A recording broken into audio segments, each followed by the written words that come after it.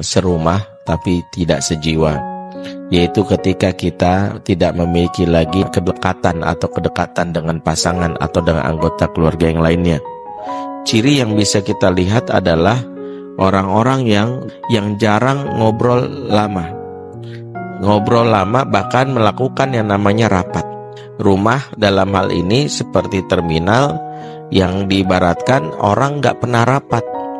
Biasa kita lihat omongan yang disampaikan biasa sekedar basa-basi. Ayah bertemu anak sekedar menyapa, udah makan belum? PR udah selesai. Begitu juga seorang istri kepada suami atau suami nanya cicilan udah dibayar belum? Ya, kemudian nanya yang lain, anak-anak sekolahnya gimana?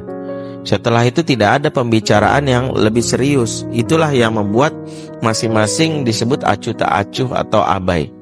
Sehingga cara melarikan diri di era kekinian itu bukan kabur secara fisik.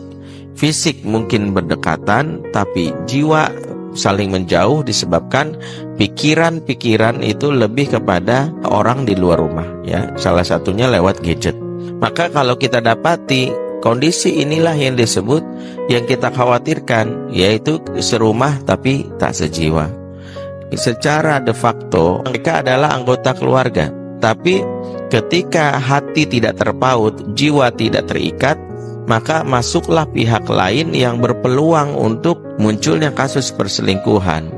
Suami yang tidak memiliki perasaan yang kuat terhadap istri sebatas hanya untuk melampiaskan syahwat. Karena sebagian besar mungkin laki-laki ketika pulang memandang istrinya lebih kepada objek pelampiasan syahwat. Yang ada adalah kebutuhannya kebutuhan seksual. Tapi urusan terkait dengan kebutuhan emosional, ternyata jiwa yang sudah terputus dari interaksi dengan pasangannya beralih kepada orang lain. Muncullah namanya di sini pelakor, ya, atau wanita-wanita yang akhirnya menjadi, ya, tempat dia melabuhkan perasaannya. Demikian juga dengan sang istri.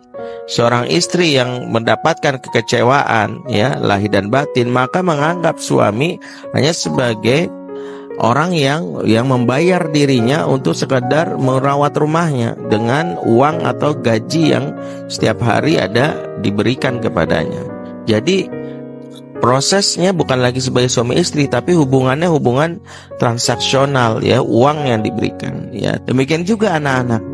Anak-anak yang tidak memiliki kesejiwaan khusus dengan orang tuanya lebih asyik kepada orang lain. Ya, di sini kita bisa dapati anak-anak yang tertutup, yaitu jarangnya bicara atau ngobrol atau rapat antar anggota keluarga. Maka banyak ortu yang akhirnya terkaget-kaget ketika dapat laporan anaknya begini, anaknya begitu. Ya Allah, udah lama 2 minggu nggak sekolah.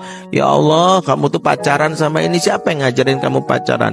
Dan itu bisa kita lihat bukan hanya dari anak dan ortu, suami istri saja yang sudah mulai saling memprotek handphone.